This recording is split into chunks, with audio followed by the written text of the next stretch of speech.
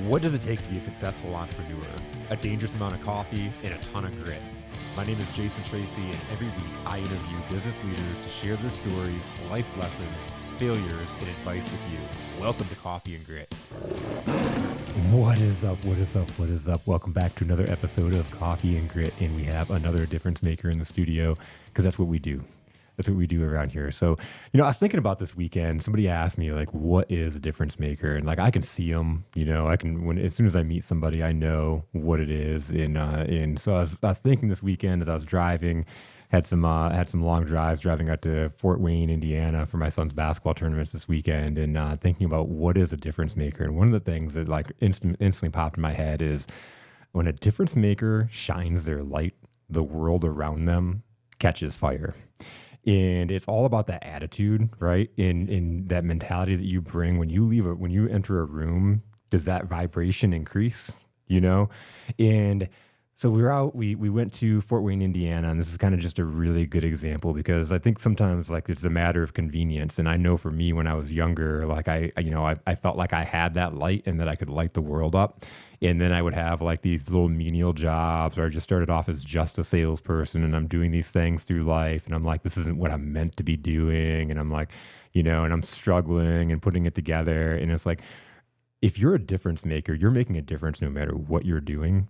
It's not a when circumstances are good. It's every day. I'm going to set the world on fire. And I thought of, it made me think of this because at the hotel, first off, Adam saw my post. I'm like to me, the definition of happiness is finding just joy in like the little smallest things. And so, have you ever seen a pancake maker, like one of those conveyor one of the belt automatic ones where it just kind of spits out flips the them out? pancakes? Yeah, I had never seen one before. So we're in this hotel. I go down. And I'm like, what is this? I love pancakes first off, and so I'm like, what? You can, it's like spitting them off. Engineering at its finest. Engineering at its finest. Unfortunately, it broke the right after I got my pancakes. It broke, and we couldn't get them yesterday. So that in engineering they call that planned obsolescence. Now they sold a service contract and so it's going to make some money. We can talk about that all day long. That's exactly it. Like the planned services around that machine. And so I'm sure a belt broke, and she was like, the employee was like, this is the second time it's broken in the last couple of weeks. And just like McDonald's ice cream machines. Yes. Oh my God, those things break all the time. It's like a matter of when it's like midnight and you want that ice cream. Yeah. So anyways, I'm like super pumped about this pancake maker, and I'm, my wife is like, oh my God, and she's making a big deal about the pancake maker. And, so this lady that was working at the hotel, and she was the person responsible for the breakfast area. And first off, she was taking out garbage and she dropped something. And so I picked it up and she was super friendly about it. And so I thought she was just being nice to me because I picked up up her thing. Yeah. I thought she was just being nice to me. And then I sat and I watched her throughout this whole, while I was eating, I was like interacting with her. She was just as excited as I was about the pancake maker. She like matched my energy, but it wasn't just me. It was what she was doing with everybody. Yeah. And it makes me think, how many people go to their job at the hotel and they just exist? How many times do you go into the gas station and people are just existing? A lot of them, for right? Sure. Yeah. And then they're wondering why good things don't happen for them, why opportunities don't come along. But then I met Angela, and Angela's just there, and she's enjoying life to the fullest. Like she's got this great attitude. She's like having conversation with everybody there. She's increasing everybody's energy to start their morning. And it's like, what kind of difference does she make through the day as being just a hotel employee, right? Just a housekeeper, just because so many people. It's so funny that you mentioned this because I was listening to NPR yesterday. On Sunday, they do like economic podcast type things, right? Yeah. We're talking about promotion in businesses and how, specifically about salespeople. So this might relate to you a little bit. Yeah. And about how not all of the best salespeople make the best sales managers. Yet, traditionally in business, we promote the most successful positions and we use that opportunity of promotion as a motivator for them, right? Rather than wages or it's not another means. And that generally means you take your best salespeople, your best performing people and doing one thing, and you promote them into a position they don't end up doing well in. Right? Yes. Yep. But this is what you're talking about. That personality in that type of position might end up being overlooked because, everyone else is coming in and meeting the metric, the number metric, right? And then the number person gets promoted into the managerial position. And when they deal with customers, it falls flat. Yeah. But maybe that girl in the kitchen who has an absolutely fabulous demeanor and is making everyone's life, better, right?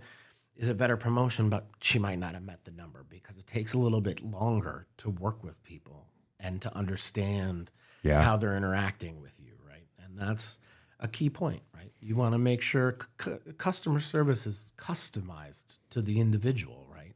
Takes a bit of time to figure that out. So I thought that was interesting. I thought that, the way they were talking about promotion being based on prior success, right, is this way to move people on to new positions, but often, traditionally, right? Yeah. It just produces the wrong fits.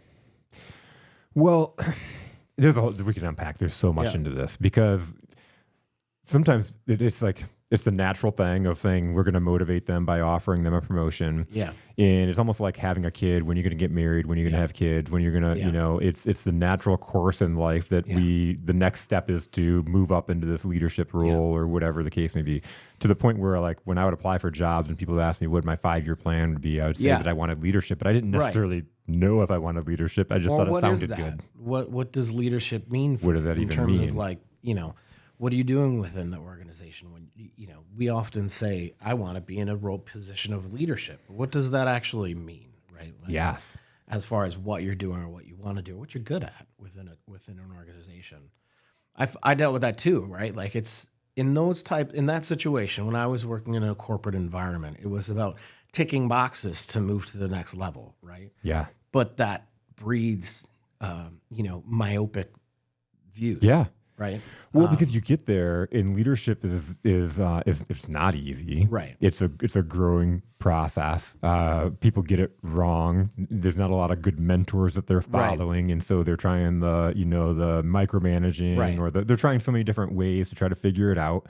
And it's like, why don't I just go back to sales? I was there. Yeah. I was why don't I just go back to sales? And it breeds the yes man mentality, because if you're constantly trying to tick all the boxes, then you're never willing to, to break outside. You're never willing to spill some milk, right? Yes. But that's kind of why I like consulting, right? Because it's kind of my job.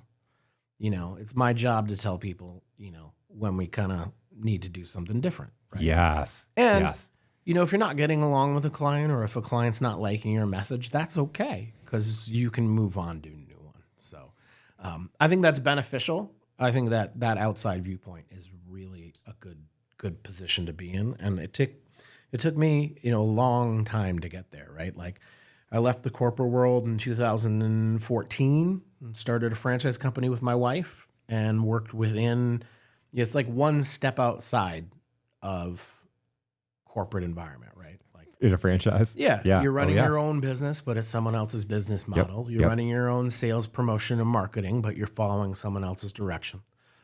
You don't have a lot of flexibility. You can't change the services and plans. There's not a ton. Right, exactly. There's not a ton of services that you can do. There's not a ton of consultants you can work with outside of it. And sometimes you see their vision, right? Yeah.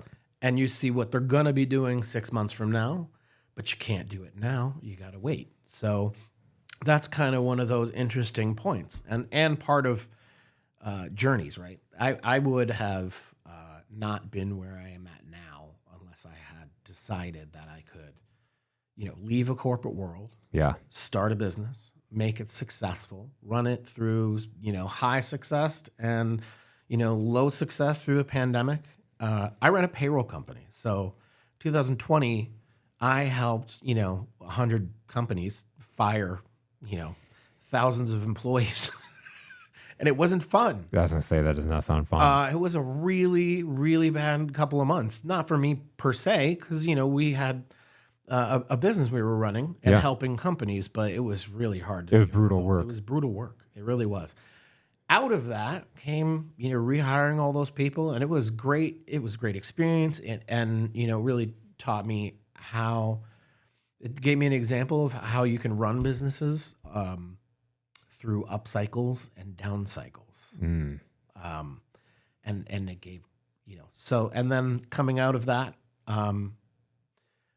moving on to what we're doing now is it's been an invaluable experience. So, well, again, the consulting, you're learning through your experiences. Yeah.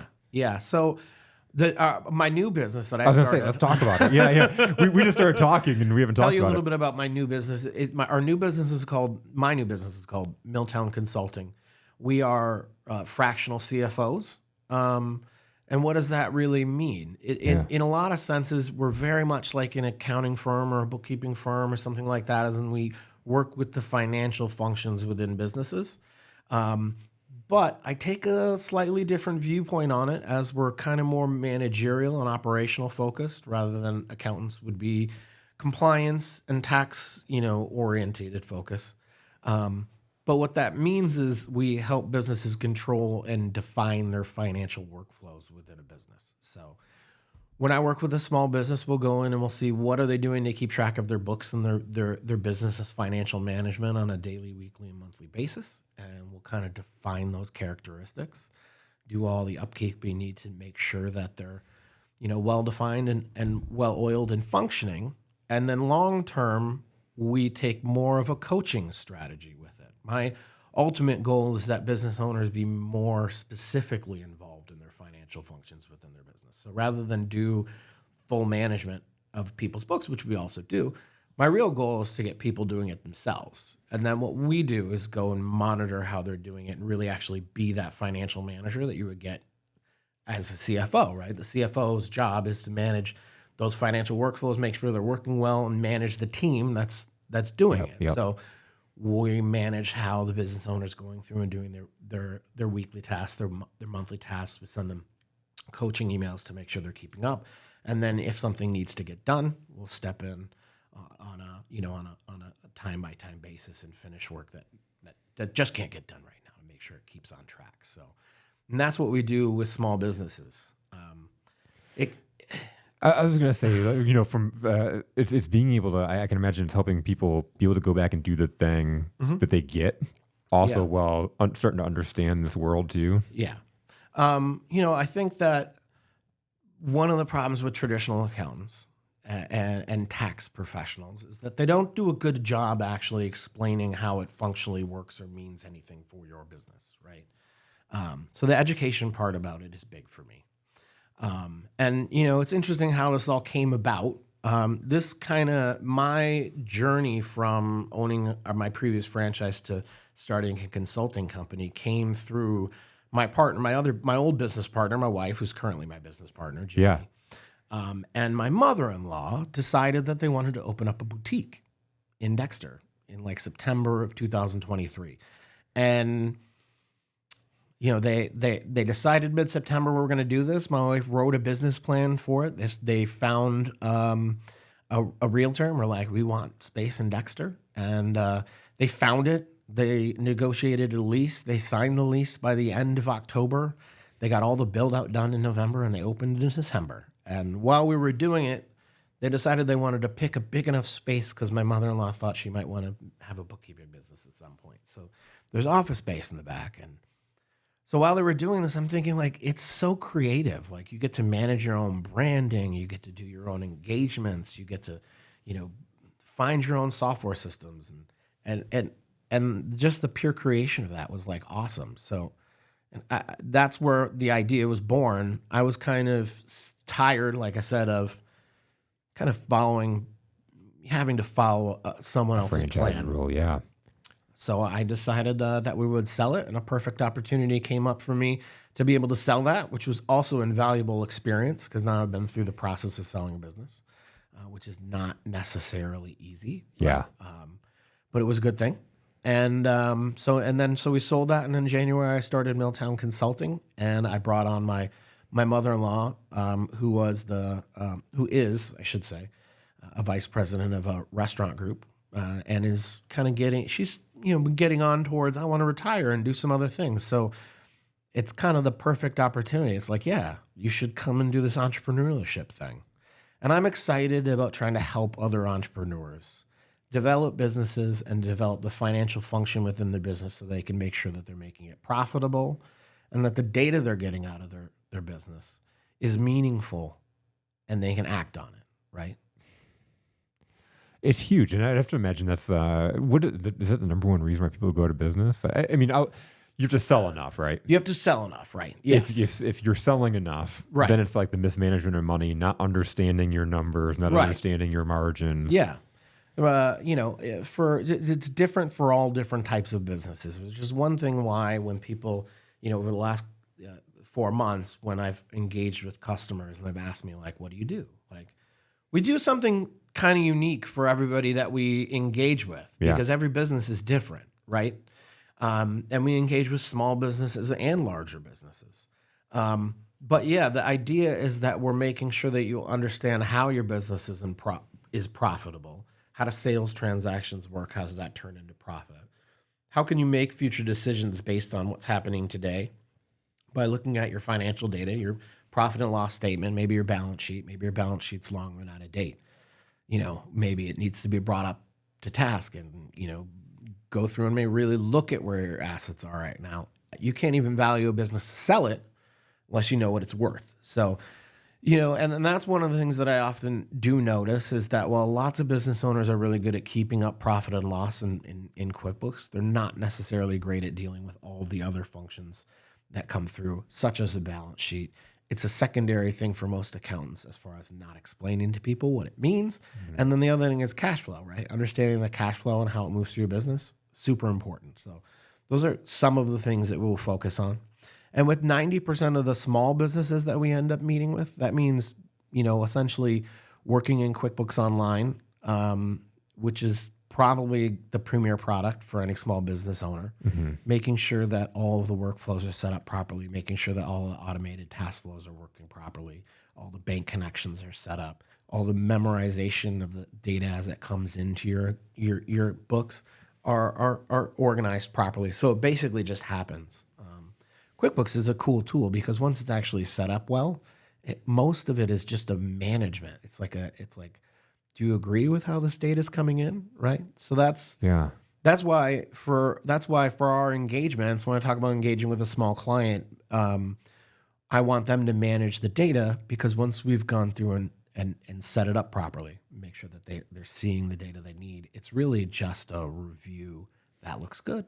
That looks good. And then financial statements at the end of the month, and we review them, make sure that they understand what's going on, right? And can take actionable steps to change things, make action. You're setting up true systems and processes where they can be empowered to know their numbers. Exactly. And training them how it works, right? And then and then long term, really making sure that they're following the steps that should be taken and taking our time to analyze it and help with future planning, right? That's the key part is helping with future planning.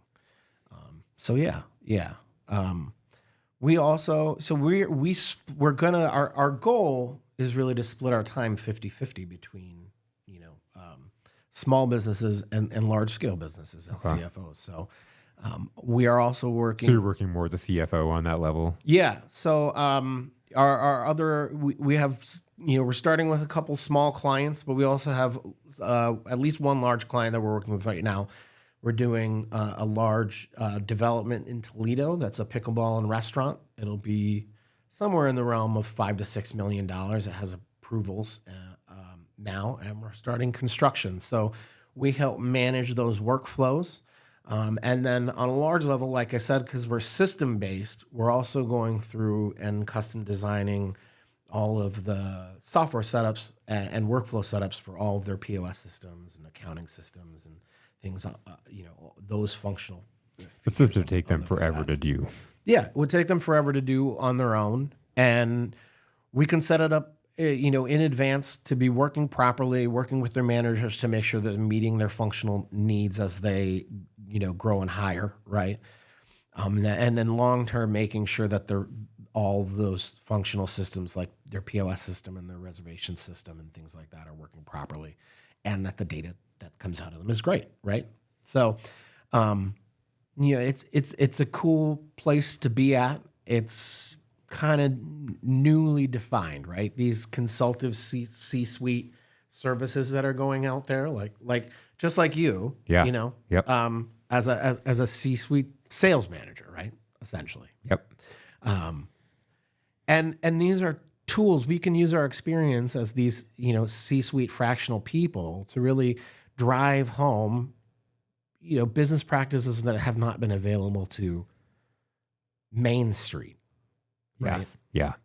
That's what's so powerful about the fractional Right. work is because you do get access to an expert, Yep. somebody that's had the experience of you or the experience of me in that sales Yeah. realm, being able to build up businesses throughout Yeah. our career. You now get us for a fraction amount of time, Yeah. for a fraction amount of cost. You're not going to hire somebody off the streets that's going to have Right. that kind of knowledge. And then the coolest thing is, I know my goal, and it sounds like your goal is too, is to empower them with systems and their processes in place, and then be able to work your way out to where there's minimal, there's support there, Right. but you're not that full-time person, right? Exactly. You're not the full-time person, but at that level, once you're at that level with the client, if they do need high-level work, like if they need a specific project done, Yes. right, you now have the capacity to do that, Yep. right? Because you have them managing the small workflows that are really what a traditional accountant has done, like a bookkeeper accountant has done for, you know, 50, 60, 70, you know, what accounting was really invented in like Greek. You know, Yeah, I was Greece. going to say, when was that invented? Yeah. But you free them up to do those easily with with AI and automation, right? And then our time can be spent really doing the thought work behind all of the data, right? Make it a little more actionable for people. So does that include even like planning where do they want to be? Yeah, I mean, for our development company, you know, for the project we're working on in Toledo, when they came to me, they had previously talked to one of the small business developers at like the SBC there, you know, the Small Business Association, and they put together like a financial projection for them. So what I did was I took that financial projection and I expanded it over 10 years, and we made some changes, functional changes to it. So you know, we do things like that. So yeah, we can do financial projection. We can build models for people that kind of look in the future and base those off some changing factors, right? And you, I mean, you could do that with anything. If you gave me, if you looked at 5 years worth of financial data, you could project that out in 5 years. And some accountants do that, but I don't think we talk a lot about it with business owners. And part of that is because, you know, as a business owner, you're super busy, right? Yeah. But that's the key as we move forward. And you know, again, like my specific focus in using AI tools to manage repetitive tasks, right? That removes all of that time aspect from it. So if you can make sure that, you know, the automations and the tools that you're using are set up properly and flowing, right, you're going to free up 20, 30, 40% of your time. Yeah. Now we can focus on the things that you have not been focusing on, like the 5-year financial projection. And how do you get there? Where do you want it to be? How do you change your growth number, right? Like, who's your target market? Who do you sell the most goods to? Are your prices right? That's one thing that I do with my wife, my mother-in-law, is that, you know, when you start a business, you have a price point that you want to attract customers. And then as that customer base becomes more loyal, you do have to adjust that a little bit. So where is the optimal price point so that you're, you know, making a good margin and still bringing people in, right? Yep. It takes time to get to the optimal point, right? So, you know, you're working up to it. And how do you do that? And, you know, what sections of your store do you reprice, right? Like, and what's your strategy and how do you get there, right? Those are things that I would think about with other retail businesses, but they're also not something that I think that a lot of people get out of that engagement with their CPAs or their bookkeepers. So true. Because their CPAs or whatever, they excel at doing what they're doing. They go and plug in and do it. They're not then going and explaining it. Yeah, and I often actually talked about that when I was running my payroll company, is in the financial services industry itself is becoming more segmented. So, you know, 20 years ago, it used to be that your CPA or your tax, they all wanted to do everything under the sun, right? Like they wanted to do the audit work. They wanted to do the tax work. They wanted to do the bookkeeping. They wanted to do the software upkeep. No one can keep track of all those regulations at the same time, right? So I actually really like working with CPAs. I liked working with them when I ran my payroll company. I like working with them now because we really have different focuses. And I don't necessarily want to focus on GAAP accounting or, that function. If a client has a need for that, I have plenty of CPAs I can refer to them to, do that compliance work. Yep. We don't need to focus on that. We can focus on operationally, like how do we set up your business? How do we make it flow the most efficient function? How do you make the most money, right? I think a key as you're talking that kind of set in my mind is that the other piece with CPAs is they're great CPAs, but how many of them have actually then ran a business?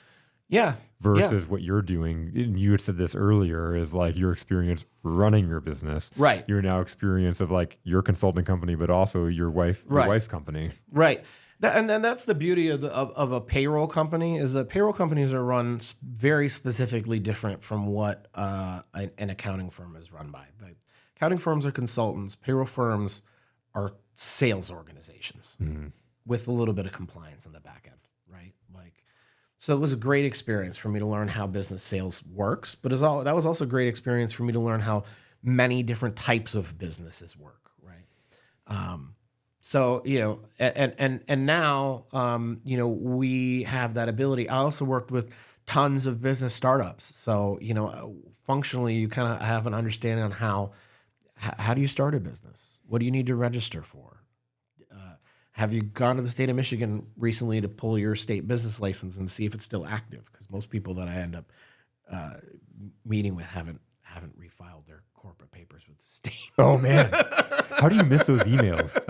They blow you up and they sound so threatening. Yeah, but right, exactly, right. But so those are the types of things that I like to help business owners with. It lends itself well, And we have also worked on lots of business plans, and we'll work with startups to create business plans and create those functional documents. Like when you go to a bank to get a bank loan, if you've never started a business before, do you have a business plan with a 5-year revenue projection, right? Do you know how to put together a 5-year revenue projection?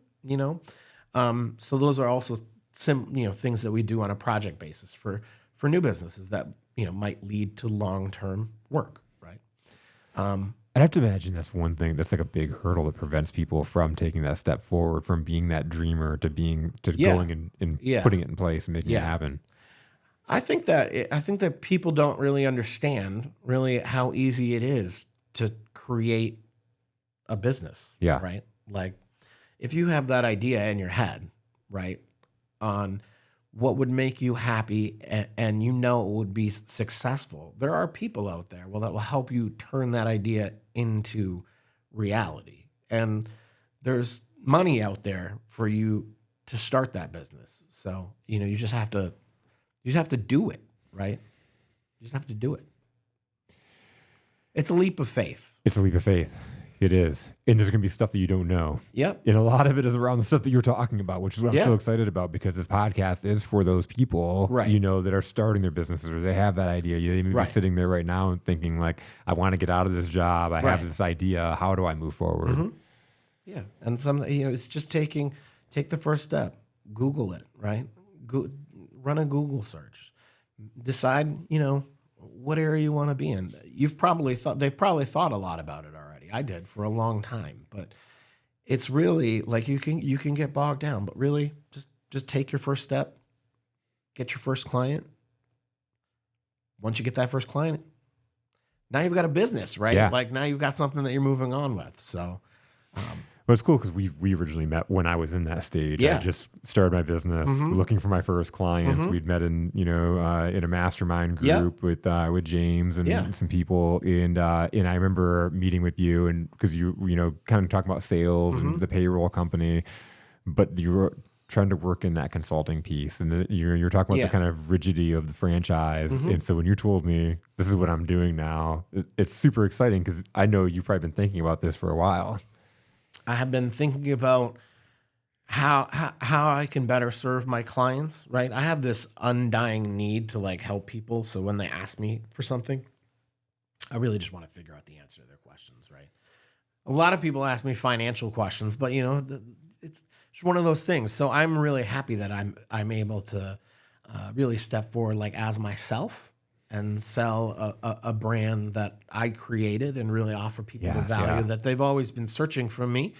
But now I can actually provide it, right? Like sometimes, and this is a good lesson in business, right? Sometimes you're running a successful business that doesn't fit you, right? And you need to make a move. And if you've been telling yourself that for a long time, just figure it out. Figure out what move you need to make and make it, because it can bring more happiness for you. And the happier you are in what you're doing, the more success you're going to bring to your clients. They'll be happy with you. You'll be happy with them. It'll be just like this one happy universe, right? Like, so it's been awesome, and I have been so excited over the last 6 months to be able to say, like, I'm one of those 10% of business owners that sold a business, right?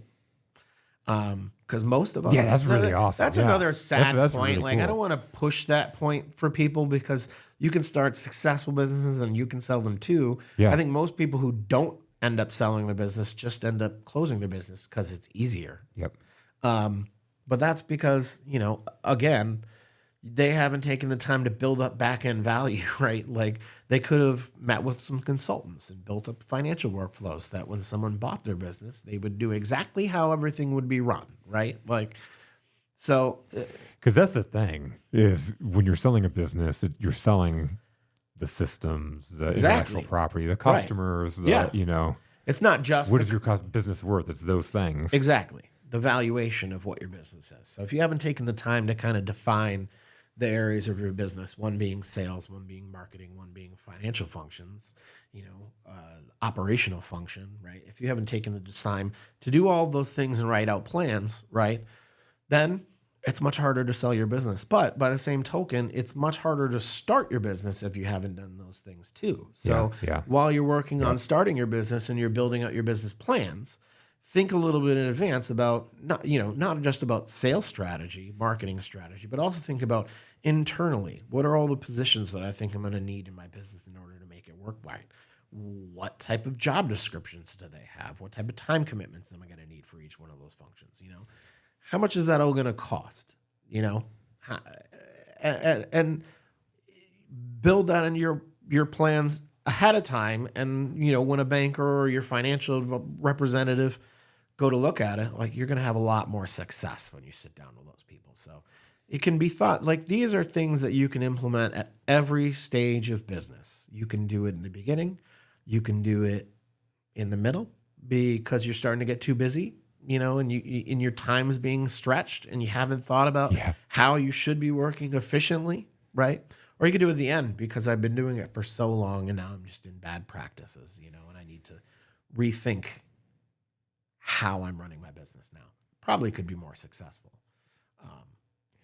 It's right. It's like you're kind of going along and reflecting. So you create your plan. Yeah. But then you got to take a time to look at it, debrief, pull your head out and see where you're at. Yeah. Yeah. Yeah. But it's so important because as you're talking, it made me think of like kind of that reverse engineering and starting. I feel like knowing what you want to do with your business long term. Like, are you trying to build something that you're going to pass down to your family or you're going to grow and you're going to build a leadership team and it's going to survive you? Yeah.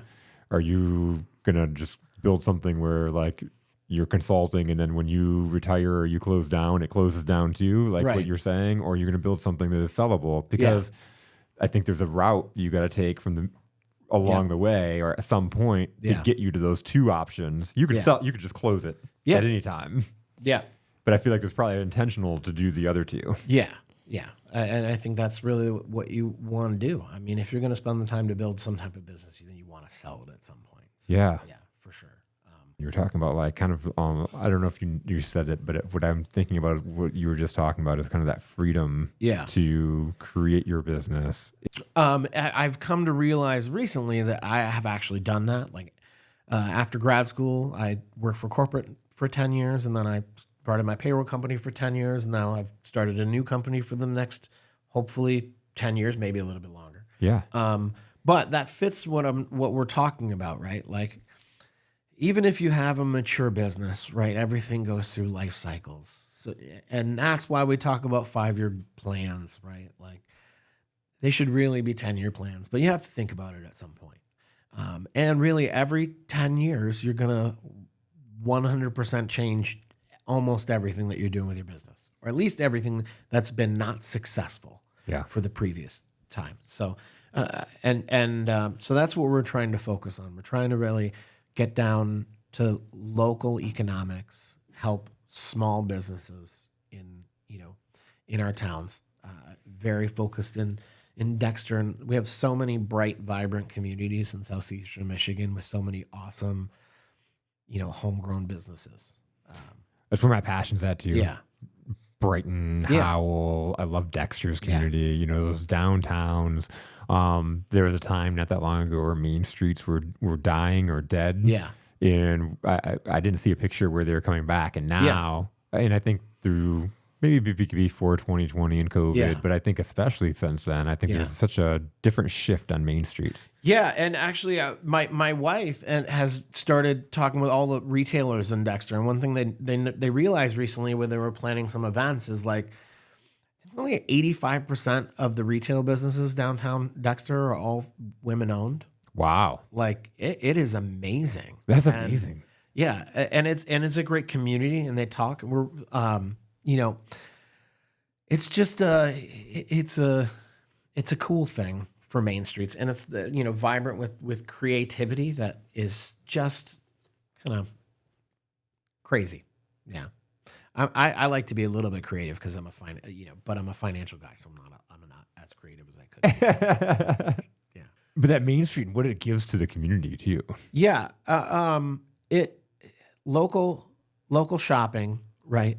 It adds to the cultural value within our community, right? So that's one of the reasons why I really enjoy the financial function, because when you come in and help a creative small business who, doesn't necessarily know all the intricacies of reporting and financial, aspects of it, it can help them be successful and then also be more creative, right? And I like it.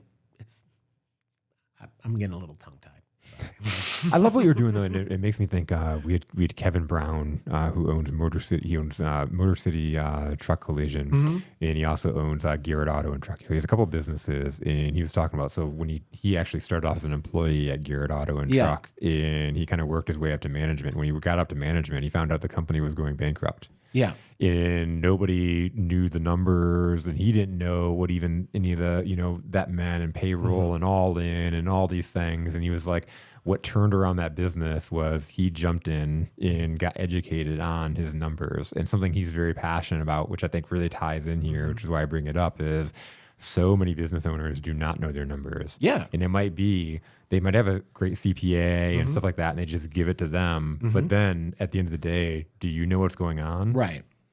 And then you hear so many times where, in financial industry, somebody got taken advantage of because they didn't know. And they weren't paying attention. Yeah. And, I've talked to business owners before who, they couldn't really figure out why they were struggling. Everything seemed like it was going well, but, they were having low cash flow. And it was something like, you have one vendor on a 60-day payment term, but you're taking 90 days to collect all of the money, right? Like, you're going to have a problem there, right? So there are lots of little different intricacies like that with businesses that we deal with, and it takes a special eye to be able to identify it.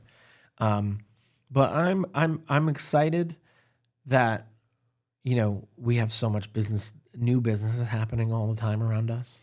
And I think it's a resurgence of Main Street, and with consultants around like us to help, I think that it's going to be a vibrant future, really. It's huge because it does speed up that learning process. Yeah, it speeds up the learning process and it speeds up the time to market, right? Yeah. That's one of the best things I found out about helping my wife and my mother-in-law start their business is that they went from conception to opening a store in 3 months, Wow. right? Yeah. And the amount of money they saved by just, pushing forward, right?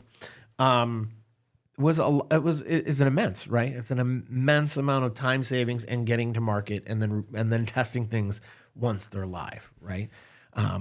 So that's I'm excited that with our consulting company we can help other people bring their ideas to market and get their business started or revamp their businesses so that they can be more actionable for themselves. Did you say the name of the store? Yeah, it's called Lily's Place in Dexter, Michigan.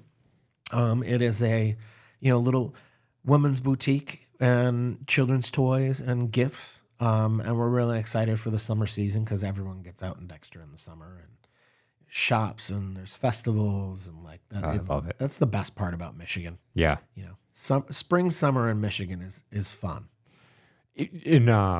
Dexter's one of those communities we like to go to. And Brighton's very similar in that where we have the downtown festivals and Main Street's very active. I love those type of communities again where the chambers are really active, like the community rallies around the businesses and gives that support. Yeah. It's awesome to be a part of. It's good. And I'm looking forward to be more active in Brighton too. So I'm going to tag along with you to some of their chamber events. Oh yeah. It's a chamber that I haven't been super involved in yet, but I like this area so much. And it's got a good connection to that northern Washtenaw County area that we're into. So I like it. So does. It's quite nice. I'm speaking at an event next Wednesday. Really? Marketing Mashup. It's actually one of the good chamber events here because there's usually 30, 40 people that show up. So it's a pretty good turnout and it's always different. So I've seen that you've been doing several sales group meetings. And I'm really interested in them. Yeah, I'm going to come down and get involved with that. That's also the education portion of it, like the education portion of consulting and what you do with that. I really enjoy that. Thank you. I'll probably try to get in doing some of that too because I like talking to people. I love it too. And like you said, it's like I said, it's education. Everyone's getting a little something from your knowledge. What's been awesome about I have the intentional revenue series that's been going out, and it's 5 different individual courses, but they all tie together. And so I have a few people that are going through each one, or you can just kind of drop in. Yeah. But like last week we had a couple people that it's about the stuff that we teach, but it's more about putting it into action. Yeah. And so the whole topic is preparing to win with the right people. Yeah. And so it's discovering discovery questions, get understanding who your client is, and then formulating those questions. And as a couple of the people were going back and forth with each other, they realized that they were their ideal clients for each other. That's awesome. And so that is really cool. And so it's like, hey, all right, she's your ideal client. What do you need to know from her? What do you need to know from her right now in this safe space? What kind of questions do you understand? Right. Can you help her? Yeah. Is she a great fit for you? Yeah. Like, what would be that next step? And so just going through that is so powerful, and the reflections they get back and forth. Yeah. And so that one I'm super excited about because it's more it's not just me. Yeah. And I said, I'm there to coach and guide, and there's a framework at the beginning, but most of it is the magic that's happening between the people in the course. That's a lot of fun. It's so much fun. It's fun to see the light bulbs and yeah. And this is a testament to you because I've done this quite a bit. It's funny. I just said this the other day. I made a video when I first started of like, hey, you can't hide behind Facebook or emails. Yeah. You got to make calls. Yeah. Right. And then at a certain point, I get really comfortable with all my social media. Yeah. And like I have got this like cool little like following or whatnot. Yeah. So I'm like, I'll just post about it, and and it will just sign up. People, they'll fill up. Yeah. No, it doesn't work that way. No. You've got, and the calls are so important. And so like going back through and just calling people that I think that would be a great fit into this. And it's so different. So I called this one particular person that I knew would be a good fit for the Yeah. course last week. And I called her like 3 times because she said she was going to sign up and she Yeah. never did. And so I was like reminding her. Yeah. And at the end, as we were walking out, she was like, thank you so much for Yeah. continuing to call me. She was Yeah. like, that wasn't selling, that was serving. Yeah. I will say, I'll admit that the calling portion of the sales was always like my sticking point. Yeah. I was never good at call. I'm still not good at calling people. Cold calling is a particular art form that only a few people are absolutely. good at. Absolutely. But you can still get out there and meet people. I generate most of my leads, through person to person, contact, right? Yeah. In-person marketing and networking, and it's important, right? So, like, for example, the kind of a way to make it easy is I've got all these events, and it's so hard to promote certain events because it's like just mass messaging everybody on each one. And so what I did last week is I separated people into bucket. I had the 4 events, and it's like, who would be good for this one? Who'd be good? And now my calls are, I was thinking about you because it's like it's a different aspect. Like they can come to the event or not, but I was thinking about you because I know this is something that we've talked about in the past, and this would be a really good opportunity. Plus, there's somebody in there that I think you really need to meet. Yeah, that's actually. And it's the truth. I'm not selling them. Yeah. That's exactly, and that's why she said that's not selling, that's serving, is because that was what I said to her is like, one, we worked one-on-one. I know this is something that you need to practice in action because you're not taking the action because we can sit and coach all day long. Right. The real magic is when you go and actually do it. Yeah. And she wasn't. And so let's now put you into this group where you're going to be forced to do it with somebody. And oh, by the way, that person is actually your ideal client. Yeah. That's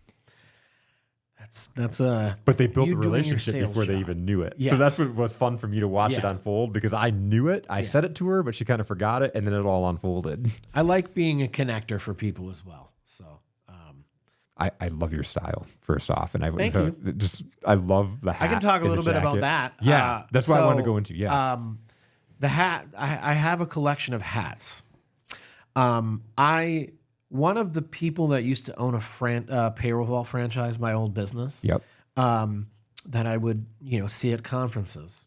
She was an enterprise salesperson for Microsoft, and she had like pieces of her wardrobe that she would like wear that would make people notice her when she walked in a room. For her, she had like a massive collection of $600 shoes, and when she walked into a room full of executives, like all of the female executives were like chatting with her and noticing her shoes, and like that made other people notice her. So I took that idea and turned it into the hats that I wear. So I have a large collection of hats. I've always really enjoyed them.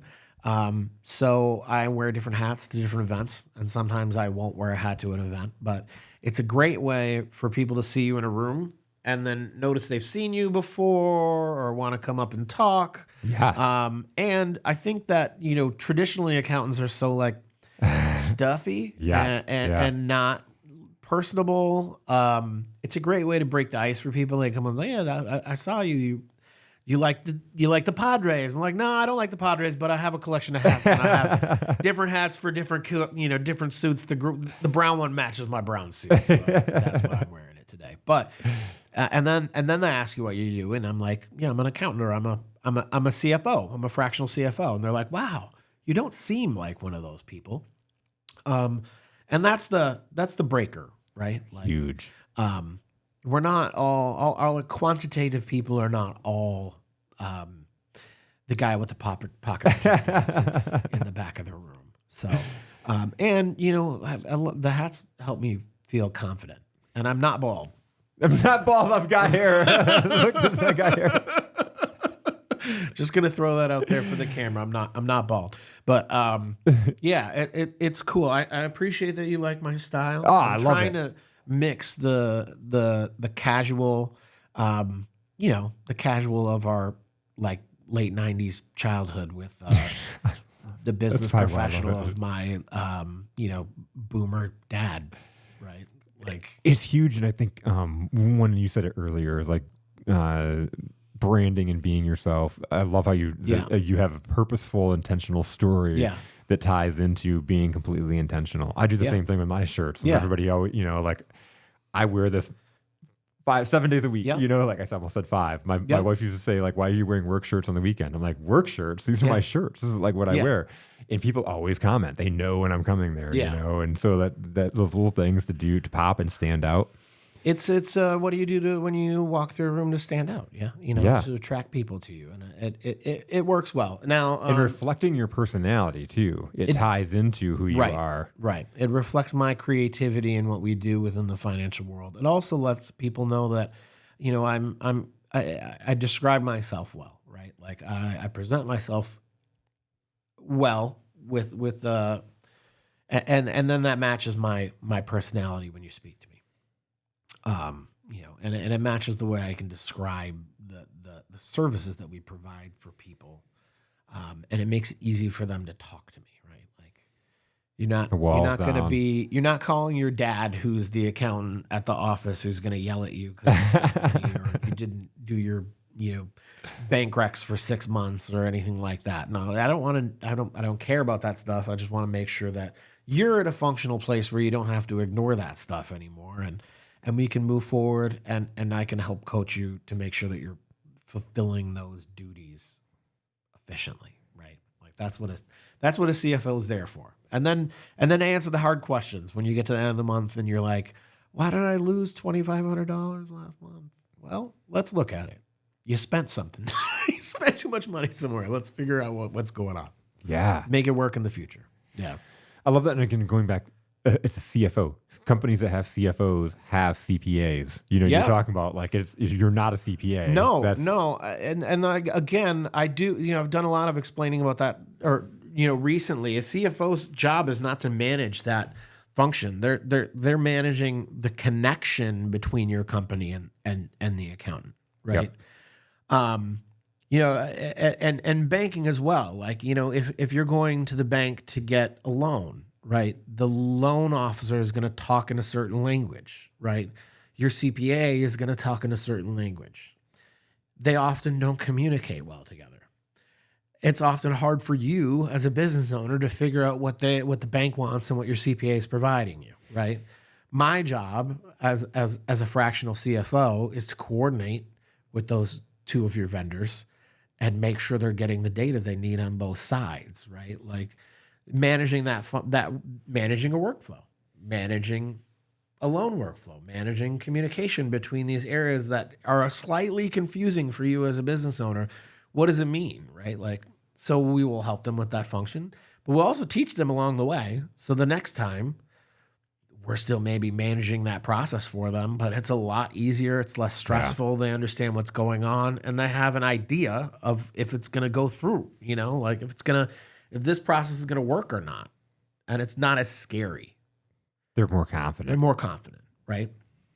You don't have, taxes is the same way, right? Like a lot of small business owners do manage their books by themselves. And they don't have a lot of help. And they get to the end of the year and they have no idea what they're doing. And they shove a shoebox to their accountant, right? Do my taxes. Yeah. And it's so scary, right? Yeah. But with just a couple of easy tweaks, right? You could have all that stuff already done, and then you're passing something nice and clean. You have a real good expectation on what's going to happen with your taxes at the end of the year. But that workflow is what we help manage, right? Like I've thought a lot about customer segment lines, and I also want to market specifically to solo entrepreneurs, right? Like people who traditionally say to themselves, I don't need an accountant. I don't want an accountant. I'm doing all this management myself. But those are the people, right, out there that have a shoebox or have a QuickBooks that's 2.5 years out of date and they're 2 times on extension on their taxes because they don't have time. It's not organized in a meaningful manner for them to work well at all, right?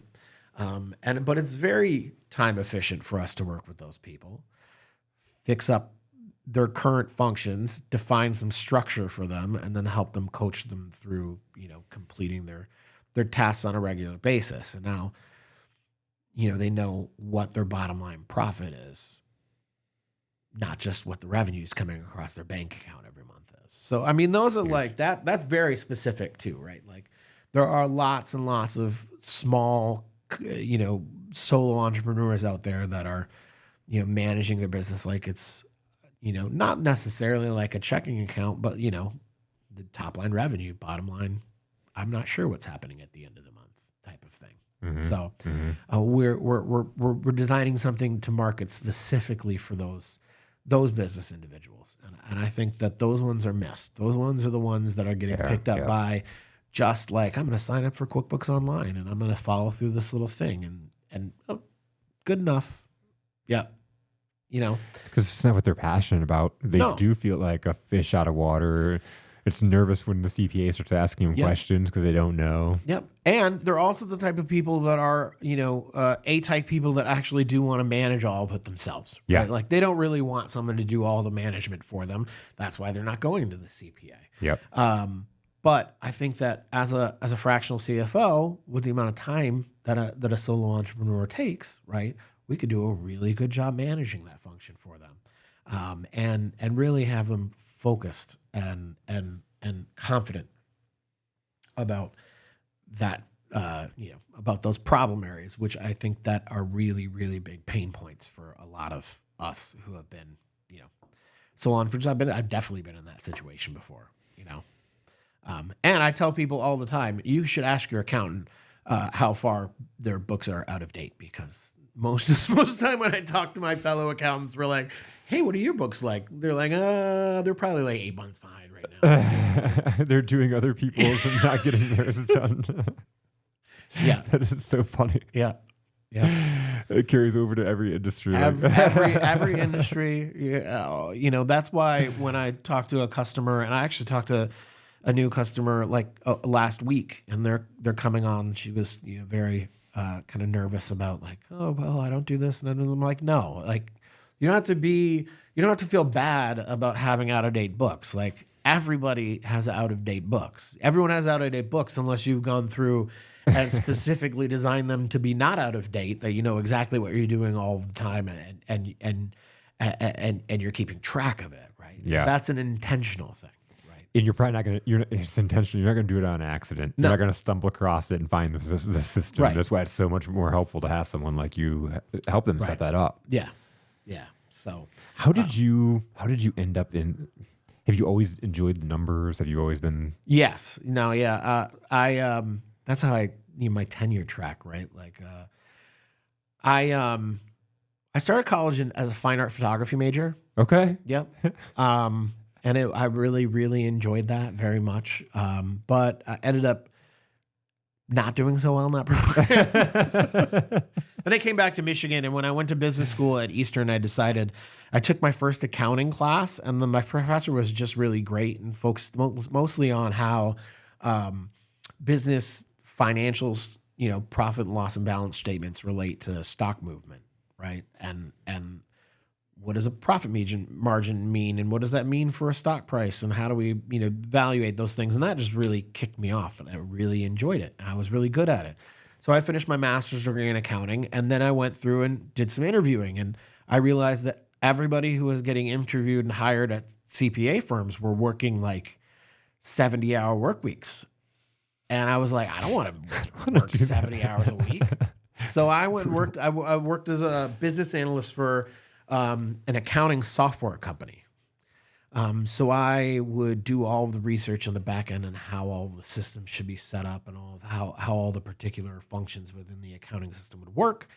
Wrote, detailed plans on it, and then I worked with programmers to build them. And I did that for like 10 years until my wife and I decided that she didn't want to work for the CPA firm that she was with. And we opened Payroll Vault. And then I had done a little bit of designing of payroll tax systems. So it seemed like a good fit. And then we did that for 10 years. So your mother-in-law is a bookkeeper. My mother-in-law is an accountant. Family. Like you guys, what you guys do runs in the family amongst all of you. Yeah. My father was an economist for Chrysler Corporation. Wow. Yeah. Numbers run in my family. Yeah. Yeah. Is that where you met your wife? How did you meet? I met my wife. That's another story. My wife and I'm 42. My wife and I met when I was 17, and we've been married for like 20 years this year, I think is what it is. Yeah. So we met in high school. Yep. I was a senior. She was, I think she was a junior. Okay. And then, we just kind of stayed together. That's awesome. And had 3 kids, and now we're business owners. We've been working together for, 11 years. It's awesome. I absolutely 100% love owning and working in businesses with women. I think they're smart and intuitive and creative, and have a whole lot less ego than male business leaders. That's awesome.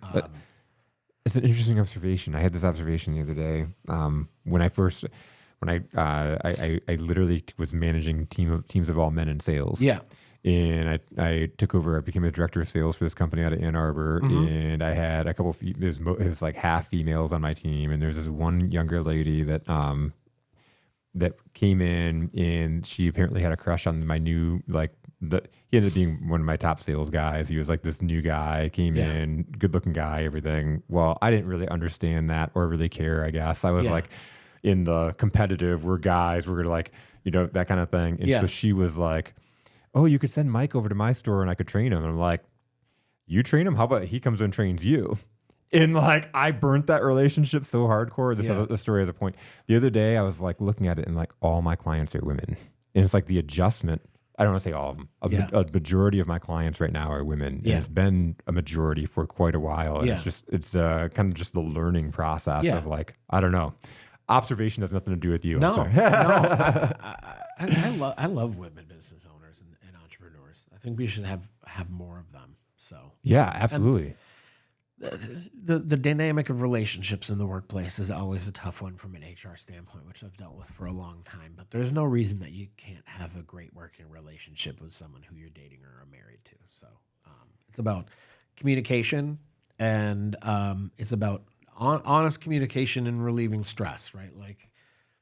Just like in any workplace, you have to be able to talk about things in a meaningful manner without attaching too much emotional response to it. But we have a great working relationship. I love working with my wife. Has it always been like that, or do you have your bumps and bruises? No, I mean, it's always pretty much been like that over time. I mean, awesome. Yeah, you have your bumps and bruises, but my wife is a graphic designer. And then she worked as a bookkeeper, right? Okay, yep. And as a payroll manager for a CPA firm, and then obviously for our company for 10 years. So she's very similar to me, creative, but also numbers based, and we work great together. It's been great. My biggest happiness about being an entrepreneur, and why I would suggest other people become business owners and entrepreneurs, is that when I was working for my corporate job was when my sons were born, right? And I didn't get to spend much time with them at all. I had regular leave, right? 2 weeks. But when my daughter was born was right in the middle of when I started my first business. So we were 2 years in. I have my daughter's being born. I'm it's crazy, and this is going to be really hard. And then she was born. I got to spend every day with her, with my wife, working in the business. We brought her in. She'd sleep on my couch in my office. And then she got a little older, and still now I drop her off every morning, and I pick her up with my middle son. And it's great.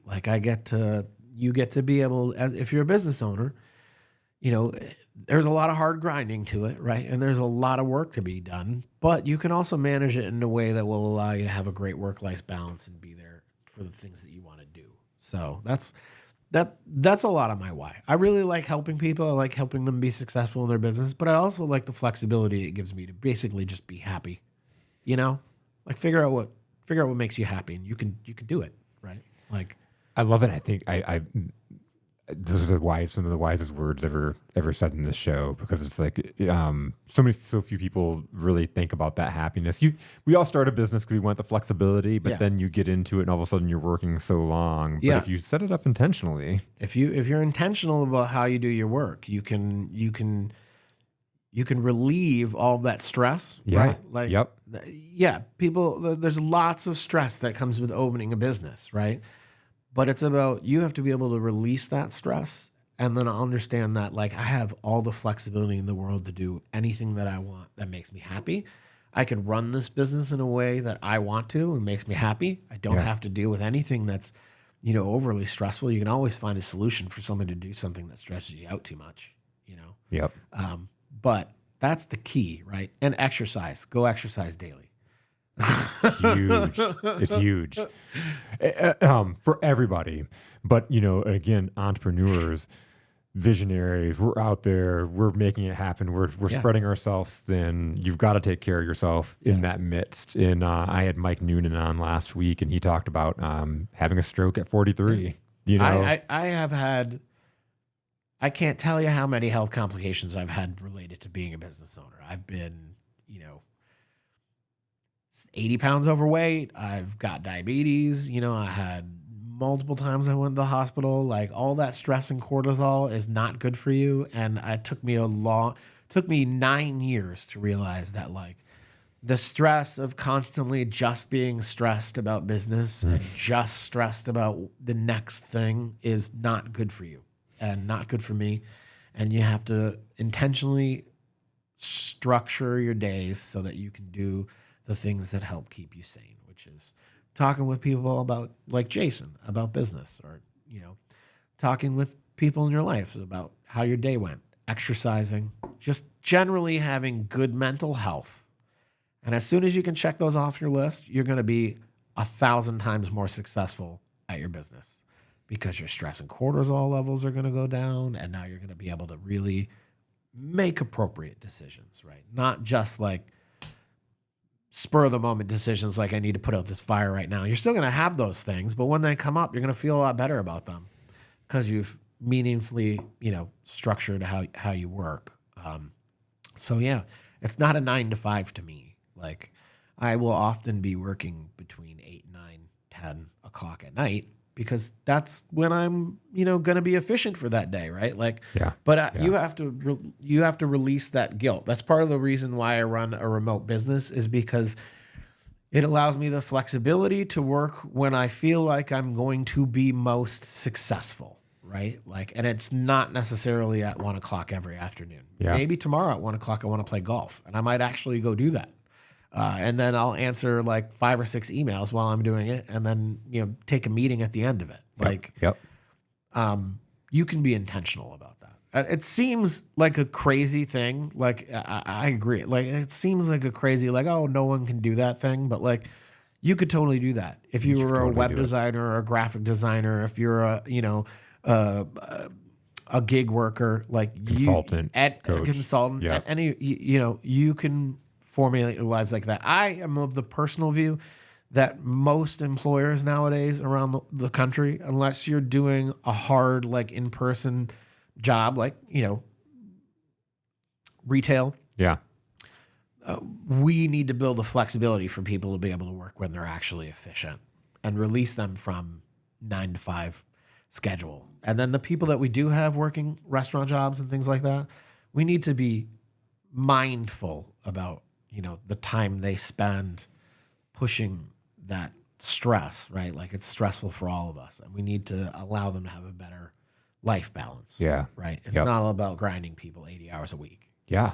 Sometimes, but if you're going to do that, you have to realize, it's that balance. When you're at work, if you have that balance and you have a leadership that understands and cares about you as a person and making sure you're getting that balance, I tend to see that people work harder for those types of people. So when they're there, they're putting in that effort and they're working hard. Yeah. Yeah. And that culture is good. So that's what I'm that's my main focus with my business and my 2 business partners. It's a lot easier for me, I guess, because they're family members, but also harder because, absolutely. There's a lot of hard set opinions going on, but, it's fun. It's fun. And, I think we all have lots of guilt around it. I think most business owners, when they start their business, have lots of guilt around the fact that, like, I'm not going to have a regular paycheck. What am I going to do without that? Yep. Every other week payment that's coming to me all the time. Like, it's not You can, I had this ginormous guilt, and it's really funny looking back at it now because I was going out and I was having conversations like this and not making any money. Yeah. My wife was going to a job that she hated. It was Yeah. a culture that she loved what she was doing. The culture of the leadership is a different thing, right? People don't quit their jobs; they quit their bosses. And she was in this job that made her miserable. Yeah. And she'd go to leave every day, and I'm sitting there like going out to my coffee meeting and knowing I'm not making any money on it. yeah. But now we fast forward all these years later, and it morphed into this. Yeah. Right. If it wasn't for that, I would have never done this. Yeah. And it's a time investment, you know. It is. It's a time investment, and that guilt is what makes most people stop in the first 3 years of Absolutely. business. Yep. And it causes people to have health problems and other things like that. But that's the difficult part. It's not actually difficult if you're out there like thinking about whether or not I should start a business or not. You probably can. It's not actually that difficult. You know, all these, you know, rich people out there, the Elon Musks out there and all those wealthy billionaires, like it all started with a small idea and then just like pushed forward, right? Like it's really not as hard as you think. Yep. What stops you is the guilt, right? The guilt about like, oh, I'm not going to be successful about this, or my wife's working so hard doing something. Yeah. And she was going and grinding and working hard, and she had to because I wasn't making any money. You know, I was starting off a business and trying to figure it out, and so I felt like that guilt of a mask. But I pushed through it. She was making a capital contribution to the business.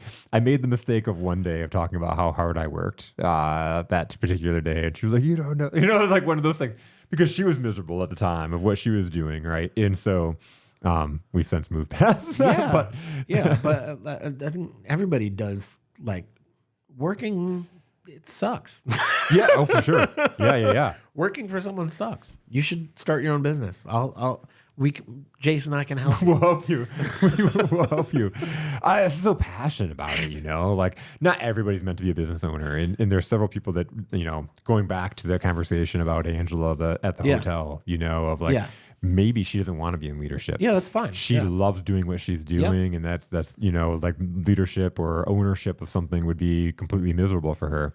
I have a client who has this amazing guy that is a difference maker and has built something great in that organization. Yeah.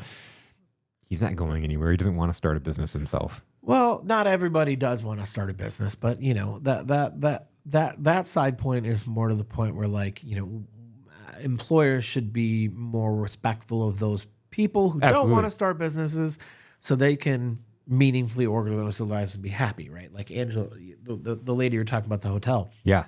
You know, my sister is actually a vice president of revenue management for a large hotel firm. There are tons of people who work for them, but their organization is structured so that, you know, people get joy out of their work, right? Like, and they give perks, you know, hotel perks, and people can move, you know, you travel very easily. You know, there are lots of perks to those types of things, but it goes back down to again, when you're in that environment and you're out there and you're shining your light. My mentor used to tell me like I could get fired today, and if I couldn't find any other job, I'd go to McDonald's and I'd start off flipping burgers, and within a week I'd be moved to management, and within a couple of months I'd probably own the place. And he had that attitude, right? And when you have that mentality, confidence, right? If you plug me in, I will work my way up. Yeah. No matter what, right? Top to bottom. And so when you go there and you can do that. Yeah. Yeah.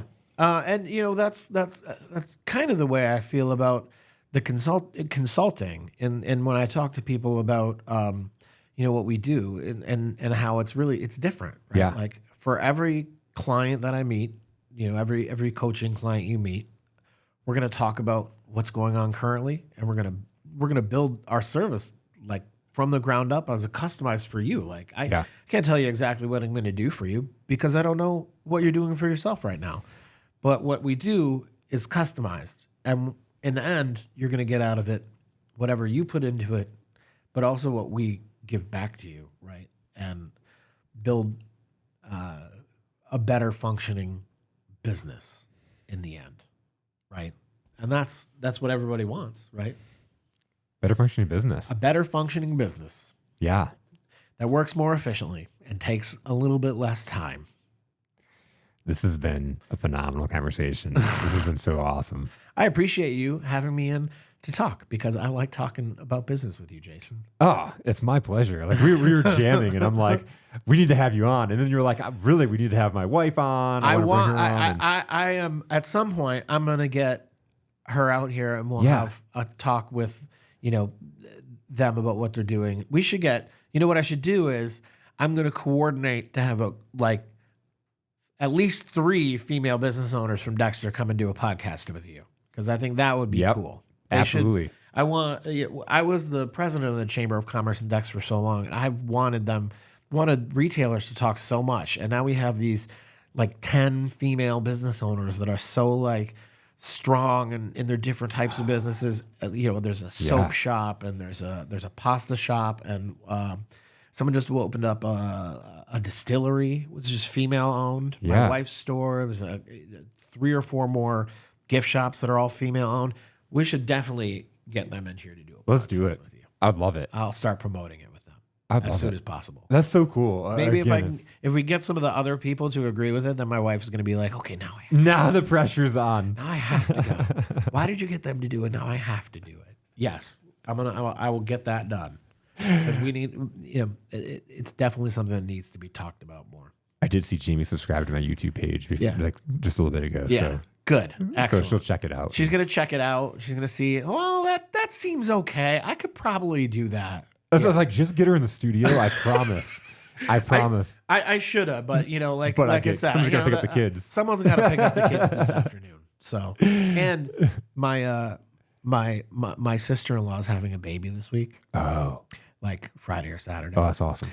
And my brother is getting married at 46. And I had to plan a bachelor party for him. And that is on Friday and Saturday. So different, not the same. Oh, no. Yeah, my sister-in-law is having a baby this weekend. My wife's having a bunch of events at the store. And serendipitously, my brother and the other best man decided to plan the bachelor party the same weekend. So I'm sure my wife will love me next week. And I might I'm going to go see Jason because, do something outside of the house because I know you hate me so much right now. But yeah. It's one of those things this is not hard, right? And I know you love, this is fun, but you forget about the cameras being here. Yeah. Really. Yeah. I can hear myself in the headphones, but I forget about that even. Yeah. Yeah. It's a cool place. This is such a great function for you to do for business owners. Oh. Man, thank you. It really is. Thank you. It's so fun putting a spotlight on people. Yeah.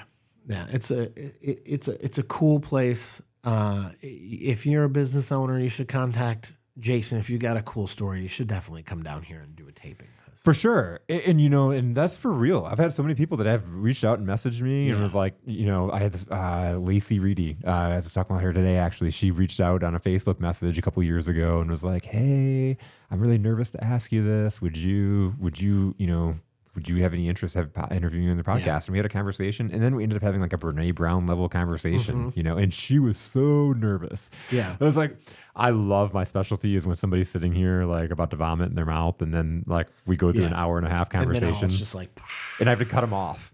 They're all right, we need to finish this, you know? It's always fun. I wish I could be more like that to you today, but. No, it's fine when it's not too. It's just always a challenge when somebody's like, "I'm so nervous." Or, no. I wish I could be. Not nervous, but I wish I could give you that hour and a half long Brene Brown.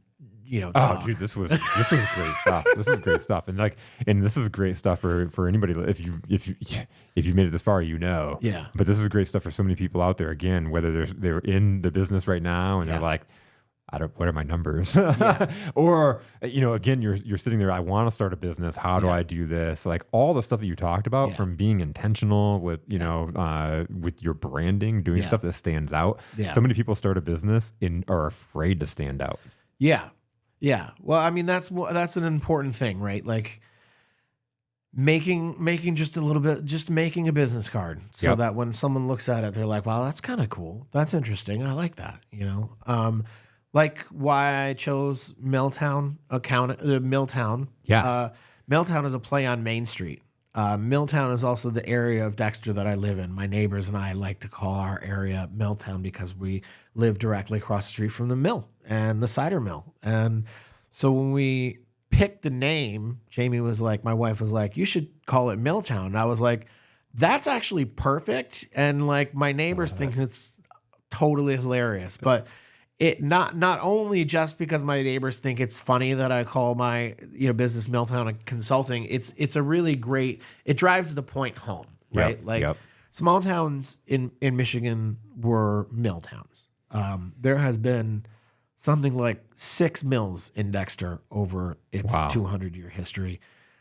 2 of them are standing now, but there's been at least 4 others that have gone up and been pulled down, right? Like so, it's kind of like mills are a little bit like how economics of small towns in America progressed. We Brighton, same exact way. We got our mill pond down there, and now it's a focal point of our community. Right, exactly. It probably always has been. So it's a little bit of nostalgia, right? You know, with the name, and that's kind of what we do. We want to get focused on local entrepreneurs really taking a handle of their financial performance and workflow and efficiency.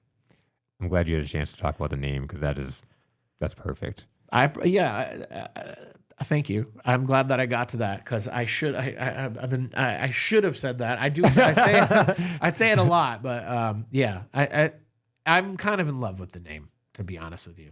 It's being intentional. Yeah.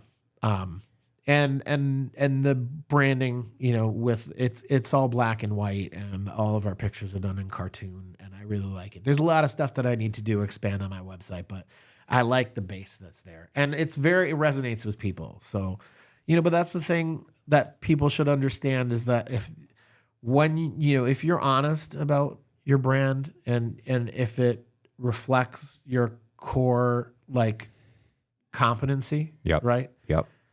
People are going to see it right off the bat and be attracted to it. And I definitely have seen that with Milltown Consulting. So that's why I'm excited. I'm like, coming from a franchise where the brand wasn't mine and then putting a brand on it that is mine and a feeling that I think that is going to work, and then actually putting out there and people being like, I get that.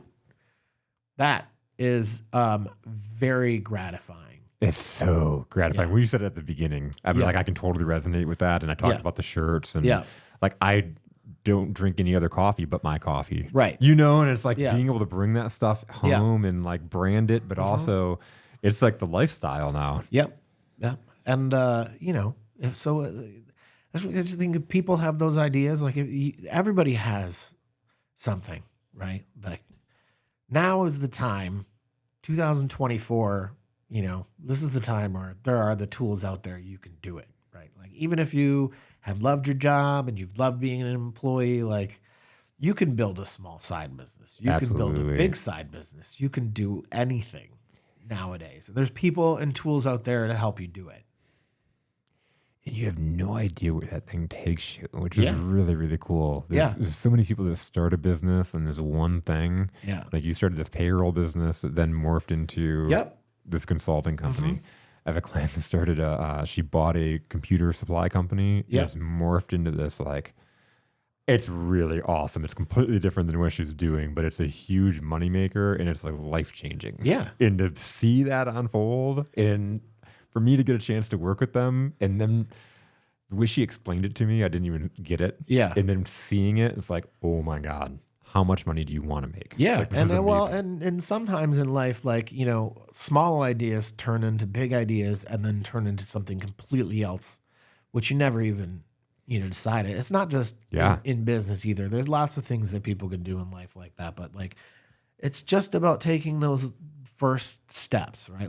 Take a couple steps, see where it leads you, and it's going to be a journey that you're going to be fulfilled with. Just, like we said, make sure you're upfront about managing the stress level, right? If I could do one thing with my business journey differently, it would be going into the beginning of it, managing my stress level and not feeling guilty about how long it takes to develop things. Mm. That's huge. Yeah. That's huge. Yeah. Man, this has been an awesome conversation. Yeah. And embodies everything that Coffee and Good is about. You've supplied so much value to the listeners, and thank you so much. I appreciate it. I'm happy to be on. I'm happy to hear and come talk with people. So My pleasure. sure there'll be tons more stuff we can talk about in the future. Absolutely. I'm so excited for the podcast and all the people who listen to it to be successful and it's going to be a great year. Yeah, it is what you make it. It's already May. It is already May. It is already May. That's insane. Thanks again. Yeah, for sure.